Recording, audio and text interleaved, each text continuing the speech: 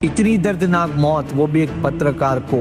Postmortem report देखिए, 15 से भी ज्यादा फ्रैक्चर लगे हैं सर के अंदर, गर्दन टूटी हुई है, दिल को उसके शरीर से बाहर निकाल दिया गया, उसकी पसलियां टूटी हुई है। जरा कल्पना करिए कि कितनी दर्दनाक मौत एक पत्रकार को मिली है। क्या गुनाह था उसका? सच बोलना। क्या सच बोलना इस भारत देश में गुनाह हो गया है? यही पूछता है भारत। इस केस का जो मेन विक्टिम था सूरज चंद्रेकर, उसको अरेस्ट कर लिया गया है हैदराबाद के अंदर।